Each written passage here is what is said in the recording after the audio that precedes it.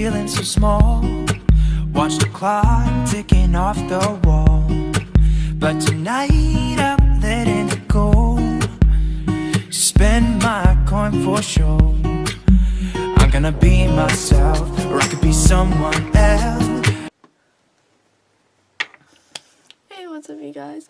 It's Chae, and I am sick.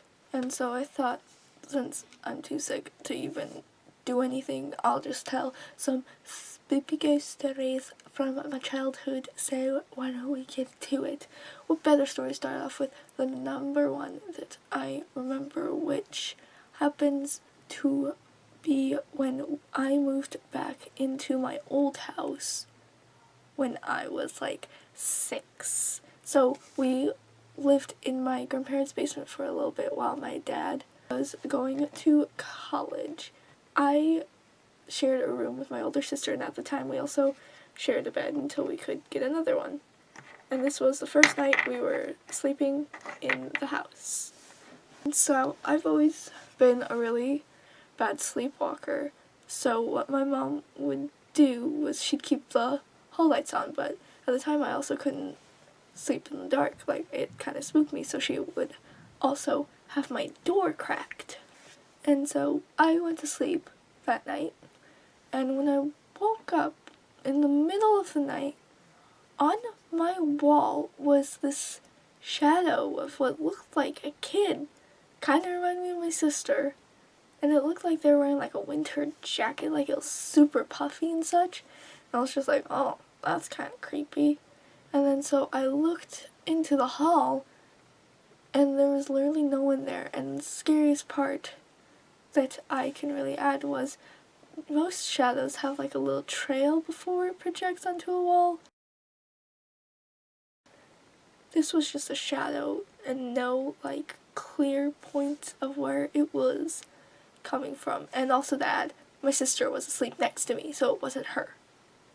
So yeah, that was pretty darn creepy. Another story, same house. I had one of my old friends staying the night, and she was too afraid to go to sleep, and I was like, why? And she was just like, I keep seeing shadows walking in the hall.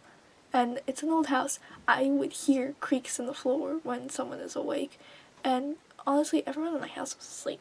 And so like, I just laid there and I just looked in. Yeah, there were pretty shadows walking in there, so that was pretty spooky. Third story. In this bedroom, my bed used to be where my dresser thing is. I also have a built-in bed frame, but I had a bed over there. And so me and my friend, she was staying the night, and we decided, hey, why don't we make a homemade Ouija board, you know? What idiots would do. And so we cut it up, we got all the things together, and when we played it, and it actually freaking worked. And honestly, if it was fake, just because the fact that it was made out of paper, if she was faking it, it would be like even way easier to tell with that. And so yeah, that was oof. I threw salt everywhere.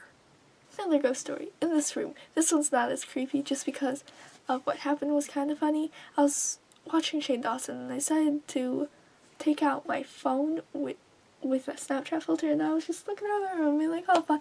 And yeah, my phone found a face.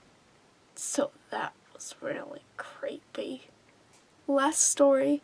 This one's not mine, but this is the one that my mom told me. I believe this was at the other house. I can't remember if it was this house or the other house.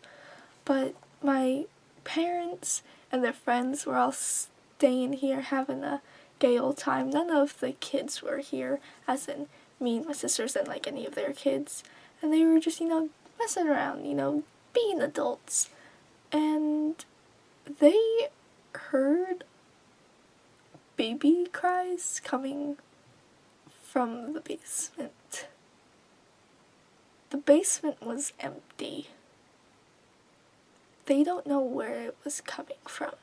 Yeah, I hope those stories give you nightmares, because honestly, these stories just give me a raw ass throat. But, you know, that's all from me today. So, as always, well, can I even say as always if this is a comeback? But always remember, stay positive, be happy, and live your life.